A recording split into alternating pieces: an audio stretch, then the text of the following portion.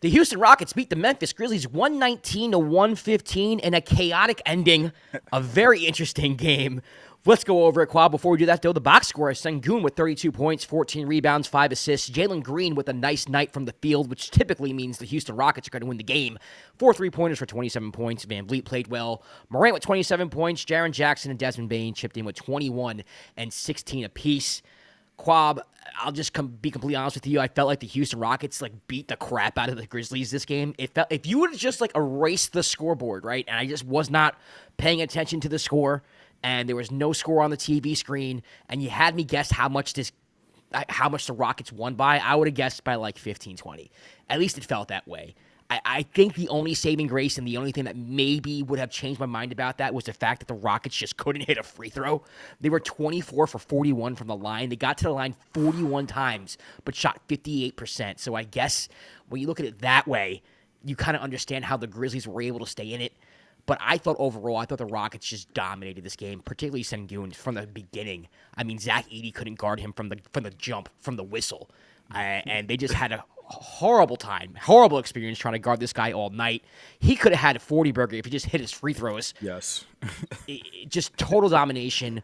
And I thought Fred VanVleet and Jalen Green, with these guys and with the Rockets in general, they're such a bad shooting team that when you do shoot, even today, they didn't shoot great. They shot, I'm looking at it now, 13 of 34 from three-point range for 38%, which is, I guess, slightly above average. But Jalen Green was 4 from 8, and Fred VanVleet was 3 for 7. I thought they were also timely three-pointers. When they're hitting their threes at that sort of clip, and by that sort of clip, I mean pretty good, the Rockets are a really good basketball team, man. And I thought, the reason why this game was so close is because, they just aren't polished in the sense where they can just finish off teams like a good veteran team can. They're still learning how to win properly, if you can say that. But this was a game where the Rockets, to me, just looked like flat out the better team. Now, to give grace to the Grizzlies, Ja comes back today. They've had injuries. People have been in and out of the lineups. You really haven't had a set rotation. But the Grizzlies were really sloppy today. It was the first Grizzlies game I watched in a while because of the fact that there's been so many injuries. But very sloppy with the ball. And credit to Houston for having active hands every time the Grizzlies would drive. But very, very sloppy with the ball. And if I'm being completely honest with you, I just the fact they lost by 4, it's going to take moral victories. Take that one because I don't think they should have come close to winning this game. You had the first half where the Grizzlies had 2 heaves, one from Aldama and one from Luke Kennard that went in to keep the game close at half. Yeah. But overall, man, I just thought the Rockets completely dominated this game. I mean, it probably felt that way because of how the first quarter started, and the Rockets I think they scored 45 points in the first quarter. And it was just like, okay, yeah, it feels like they're going to run away with the game. The word you use, chaotic, we should have known it was going to be a chaotic game when Dylan Brooks got that technical to start the game. Just hanging on the rim. I was just like, when I saw it, I was like, okay, I'm tuned in. I know what time it is. I like this. I like this vibe. But the Rockets, especially, I'll say this, that first quarter, the way they were running, I think I was taking notes while I was watching. I think the thing I put in my notes, I was like, the tempo. It was on. It wasn't just turnovers. It was just when it would get stops or even makes. They would just push the ball, and they were getting layups. It wasn't, and once in a while they would end up kicking out for, like you said, a couple of threes here and there. But they were getting to the rim. And we always say when Jalen Green plays well, it feels like the Rockets play well, and he was very decisive the whole game. Getting to his spots, getting shots, getting straight drives to the rim. A lot of what's the term we always say? North and south drive. Not too much. Getting downhill. Yeah, getting downhill. Not a lot of east and west and playing around. It was just like he was getting downhill, getting to the buckets. The free throws, a lot of missed free throws for the Rockets. Like you said, that was a lot. But Sengun had 32 points, and obviously, honestly, you say he could have had 40. He could have probably had 50. I'm not exaggerating. Yeah, he could have had 50. He had in the first half he looked so dominant, but even then and throughout the course of the game, there were a couple of times where he was indecisive going up, and that kind of led to turnovers or missed shots. And when he would just be focused and go to score, he was unstoppable. Nobody was stopping him the whole game. He's been we always talk about he's been one of the best big man in the league, and he looked like it tonight. On the Rockets, on the Memphis side, Ja Morant coming back. I think this is his first game back from injury, so he's probably on minutes restriction, and he still put up 27 points. He had a couple of moments where he still looks explosive as all heck, like he's still Ja. But Jaren Jackson Jr. to me was why the game stayed close. I felt like, especially in the second quarter and even the third quarter, he was just not just his scoring, his defense. Just he's playing an all-star level. I think he had I want to say 6 blocks, but when he stays out of foul trouble and he stays on the court, Jaren Jackson Jr. is one of the best players in the league. But to me, it's always the problem. Like he just has to stay out of foul trouble, and I think he did a decent job. He did a great job this game. He only had 2 fouls, but the score doesn't really, like we say, doesn't indicate how we felt about the whole game, because it just felt like it felt like the Rockets kicked the crap out of them. I'm not gonna lie. It felt like the Rockets just beat them, but Memphis just didn't. They just kept in the game. I'll say the one thing about the Grizzlies, because of all the injuries they have had, they've become such a deep team with all these players that necessarily we didn't expect them to have an impact to start off the season. We did a Grizzlies preview, and a couple of these players we didn't even mention. We didn't even ask about. I don't think we mentioned Laravia. We didn't mention Laravia, Jay Huff, Jalen Wells, Scottie Pippen Jr. Like these, right. And these are players that have started for them throughout the course of the season, and they even made an impact this game. Like I think they were a factor in helping them kind of stay the course when it looked like the Rockets were running away with it in the first half. But I mean, great game by the Rockets. But like we've been saying, they're such an inconsistent team. Like, and not just game by game. During the course of the game, they could have easily. If the Grizzlies got their ish together at the end, there was a point. This was my favorite part of the game. I don't know if anyone noticed this, but the PA system in Memphis was playing Mike Tyson's Punch-Out music. I don't know if anyone grew up playing Mike Tyson's Punch-Out, but they played it for like 3 straight possessions, and during those possessions, it was like Luke Kennard from 3 hit the side of the backboard. The Rockets got a rebound, ran down the court, turned the ball over. Ja got the ball, came down, ill-advised shot, and the whole time you just hear Mike Tyson's Punch-Out. Punch-Out music in the and it's like the worst basketball you could possibly imagine is going on the court. It was. I was crying. I wonder if anybody else noticed it.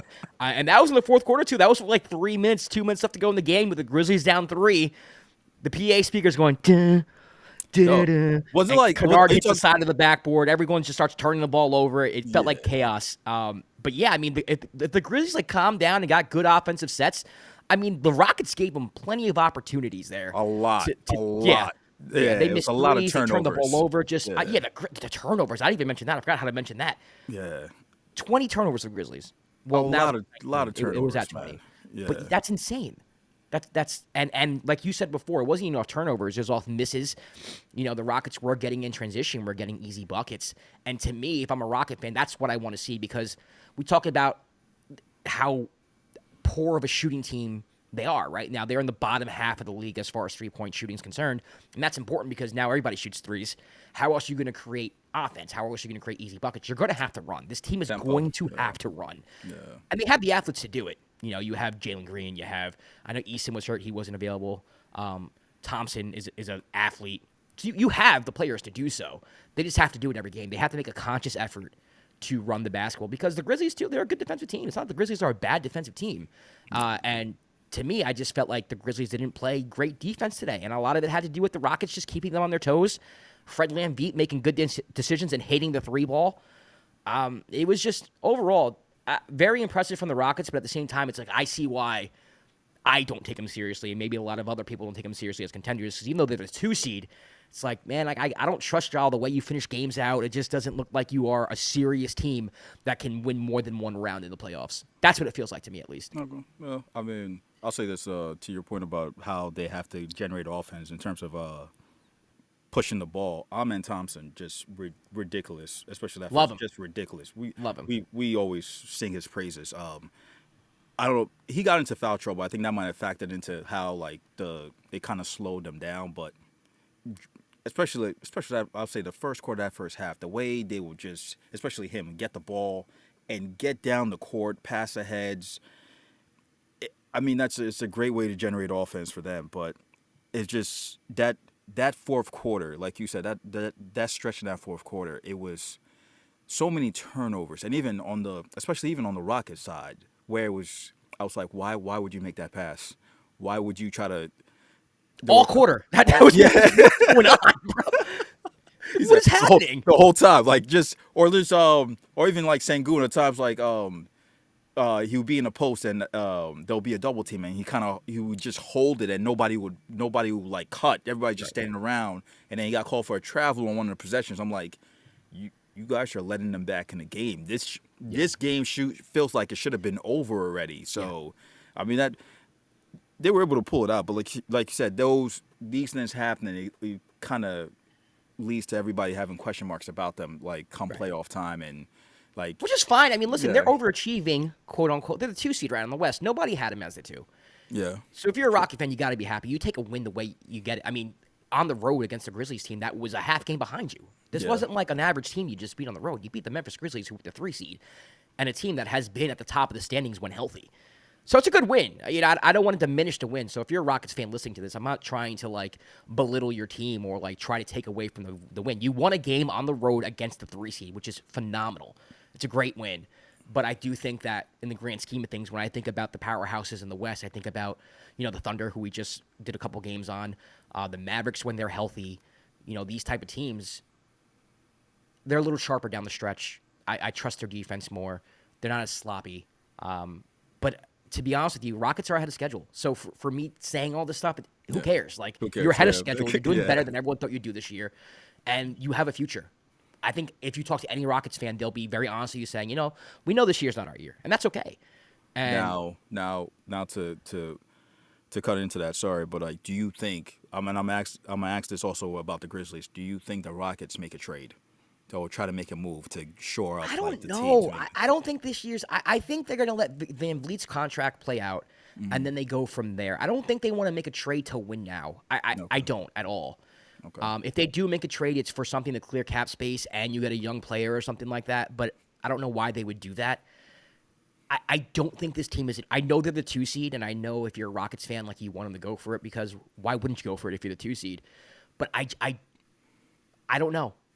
I really don't, unless it's like a De'Aaron Fox, which I know our boy Will Bias Houston isn't like too big of a fan of. Like, he doesn't want that deal.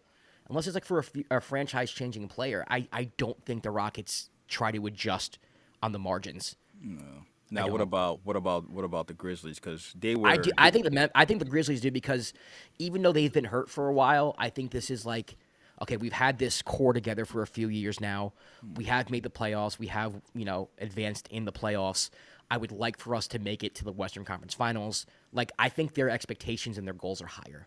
Okay. So I think if you're a Grizzlies fan, you're looking to kind of shore up whatever you have to shore up. And, again, they're the 3 seed right now. They could finish as a 2 seed, and then all of a sudden you have home court advantage until the Western Conference Finals. You get the right player. I say this all the time, but you think about Dallas last year. They got P.J. Washington and Daniel Gafford, and all of a sudden they went to the finals. Yep, no one had this team going to the finals until they made the right moves. And I think it's very possible for the Grizzlies to do that. I think they played sloppy today. This is not the type of Grizzlies team that I think can win the Western Conference or go to the Western Conference Finals, but we have seen in the past that this team can be very good. So I think the Grizzlies might be making a move. I mean, they were talking about getting Jimmy Butler, and Jimmy's like, nah.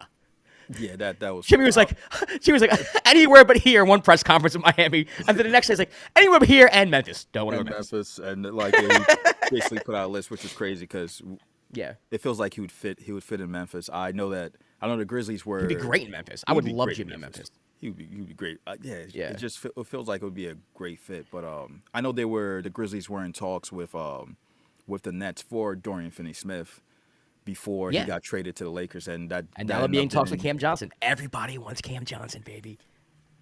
Get them picks, Bob. Get them picks. Get them picks. Put out your best offer. You might get them. You never know. You never know. It's a possibility. But yeah, great. I mean, great game. By two teams that are high in the West. It's just it just kind of got really wonky in the fourth. Very. I loved it though. I was entertained. It was Yeah. fun. It was fun. All right, that's going to do it. The Rockets beat the Grizzlies 119-115. We will be doing a game reaction of the Knicks Thunder tomorrow. Let's go Knicks, baby! Pam, pam, pam, pam. No comment. Yeah. No comment. No comment. No comment. I'm not a delusional Knicks fan. For those of you who are watching, Kwab's a net fan, as you can see, has him pointing his hat. But we will be reviewing that game objectively. And we'll be doing a couple clips too. Full episode. If you want to subscribe to our podcast, you can right now, or on Apple Podcasts and Spotify. We do drop full episodes as well. So do that, and we'll see you next time for another episode of The Dime. Peace.